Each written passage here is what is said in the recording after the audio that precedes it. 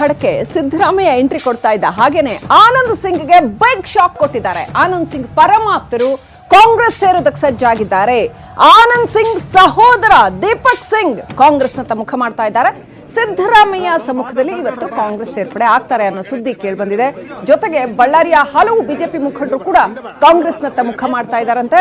BJP Lingayat ಮುಖಂಡ ಪಂಚಪ್ಪ ಸಹ ಕಾಂಗ್ರೆಸ್ ಸೇರ್ಪಡೆ ಆಗ್ತಾ ಇದ್ದಾರೆ. ಇನ್ನು ಬಳ್ಳಾರಿಗೆ ಬರ್ತಾ ಇದ್ದ ಹಾಗೇನೆ ಬಿಜೆಪಿ ವಿರುದ್ಧ ಸಿದ್ದರಾಮಯ್ಯ ಕಿಡಿಕಾರಿದ್ರು. ನೋಡಪ್ಪ, ನಾವು ನಂಬ್ಕೋಬೇಕಾಗತ್ತೆ. ಮನುಷ್ಯನ ಈ ತರ ದ್ರೋಹ ಮಾಡ್ತಾರೆ ಅಂತ ಯಾರು ಗೊತ್ತಾಗುತ್ತದೆ. ಬರ್ತೀವಿ, ನಿಮ್ ಪಕ್ಷಕ್ಕೆ ಸೇರ್ಕೋತೀವಿ ಅಂತಂದ್ರು, ಬರ್ರಿ ಅಂತಂದು ಪಾಪ ನಾವು ಸೇರಿಸ್ಕೊಂಡು ಟಿಕೆಟು ಕೊಟ್ಟು MLA ಆದ. MLA ಆದ್ಮೇಲೆ ಪಕ್ಷಕ್ಕೆ ದ್ರೋಹ ಮಾಡ್ತಾರೆ ಅಂತ ನಮಗೆ ಗೊತ್ತಿರಲಿಲ್ಲ. ಈ ರೀತಿ ಪಕ್ಷಕ್ಕೆ ದ್ರೋಹ ಮಾಡ್ತಾರೆ ಅಂತ ಗೊತ್ತಿಲ್ಲ. ಇದು ಪಕ್ಷ ದ್ರೋಹ ನಿಜ, ಅವೆಲ್ಲ ನಿಜ. ಬೈದಿದ್ದದು ನಿಜ, ಸೇರಿಸ್ಕೊಂಡದು ನಿಜ. ಈಗೆಲ್ಲ ಬಿಟ್ಬಿಟ್ಟಿದೀವಿ. ಈಗೆಲ್ಲ ನಾನು ನಿಮ್ಮ ಪಕ್ಷಕ್ಕೆ ಬಂದಿರ್ತೀನಿ, ನಿಮ್ಮ ಪಕ್ಷಕ್ಕೆ ಲಾಯಲ್ ಆಗಿರ್ತೀನಿ, ನಿಮ್ಮ ಪಕ್ಷ ಸಿದ್ಧಾಂತ ಒಪ್ಕೊಂಡಿದ್ದೀನಿ ಅಂತೆಲ್ಲ ಬಂದವರು ಬಂದ್ಬಿಟ್ಟು ಈ ತರ ತಮ್ಮನ್ನು ವ್ಯಾಪಾರ ಮಾಡ್ಕೋತಾರೆ ಅಂತ ನಮಗೆ ಗೊತ್ತಾಗಿರಲಿಲ್ಲ. ಆನಂದ್ ಸಿಂಗು ಸಂಪೂರ್ಣ ಬಿಜೆಪಿಗೆ ವ್ಯಾಪಾರ ಆಗ್ಬಿಟ್ಟಿದ್ದಾರೆ. ಇನ್ನು ಮಾಜಿ ಸಿಎಂ ಸಿದ್ದರಾಮಯ್ಯಗೆ ಬಿಸಿ ಪಾಟೀಲ್ ತಿರುಗೇಟ್ ಕೊಟ್ಟಿದ್ದಾರೆ. ಸಿದ್ದರಾಮಯ್ಯ ಕುರಿ ಕೋಳಿ ಎಮ್ಮೆ ತರ ಶಾಸಕರು ಮಾರಾಟ ಆದ್ರು ಅಂತ ಹೇಳಿಕೆ ನೀಡಿದ್ದಕ್ಕೆ ಇವತ್ತು ಹಿರೇಕೆರೂರಿನಲ್ಲಿ ಬಿಸಿ ಪಾಟೀಲ್ ಟಾಂಚ್ ಕೊಟ್ಟಿದ್ದಾರೆ. ಸಿದ್ದರಾಮಯ್ಯನವರು ಕಾಂಗ್ರೆಸ್ ಪಕ್ಷಕ್ಕೆ ಹೋದ್ರಿ ಅಲ್ವಾ, ನೀವು ಎಷ್ಟು ಕೋಟಿಗೆ ಮಾರ್ಕೊಂಡ್ರಿ ಸಿದ್ದರಾಮಯ್ಯನವರೇ? ನೀವು ಮಾರಿಕೊಂಡಿದ್ದಕ್ಕೆ ತಾನೇ ಈ ಸಂಸ್ಕೃತಿ ಗೊತ್ತಿರೋದು. ಇಂಥ ಕೀಳುಮಟ್ಟದ ರಾಜಕಾರಣ ಮಾಡ್ತಾ ಇದ್ದೀರಾ, ನಿಮ್ಗೆ ಡೆಲ್ಲಿ ದುಡ್ಡು ಬಂದಿತ್ತಾ ಅಂತ ಪ್ರಶ್ನೆ ಮಾಡಿದ್ದಾರೆ.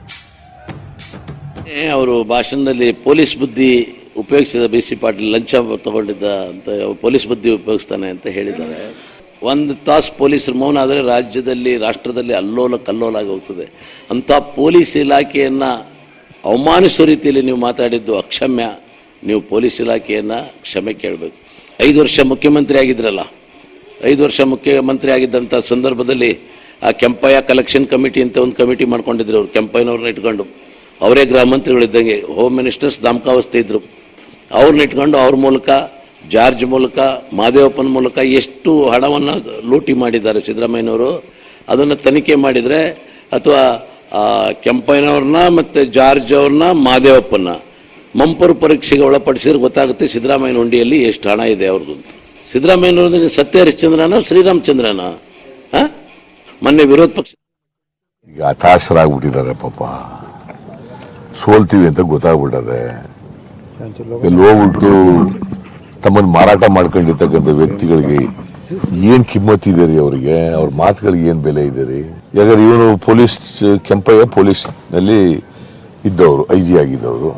ಇವನಿಗೆ ಇನ್ಸ್ಪೆಕ್ಟರ್ ಆಗಿದ್ದ. ಇವೇನ್ ಮಾಡ್ತಿದ್ದಾಗ ಪೊಲೀಸ್ ಇಲಾಖೆಗೆ ಸೇರಿದ್ದು ಅದಕ್ಕೋಸ್ಕರನ ಇವರು ಪೊಲೀಸ್ ಇಲಾಖೆ ಇವ್ರ ಪ್ರಕಾರ ಲಂಚ ತಗೊಳಪ್ಪ ಇಲಾಖೆ ಅಂತಲ್ಲ, ಒಂದು ಇಲಾಖೆ ಪೊಲೀಸ್ ಇಲಾಖೆಗೆ ಸೇರ್ಕೊಂಡು ಅಲ್ಲಿ ಇದ್ಕೊಂಡು ವಾಲಂಟಿಯರ್ ರಿಟೈರ್ಮೆಂಟ್ ತಗೊಂಡು ಬಂದಿರೋರು. ಯಾಕೆ ವಾಲಂಟಿಯರ್ ರಿಟೈರ್ಮೆಂಟ್ ತಗೊಂಡ್ರು ಪೊಲೀಸ್ ಇಲಾಖೆಯಿಂದ?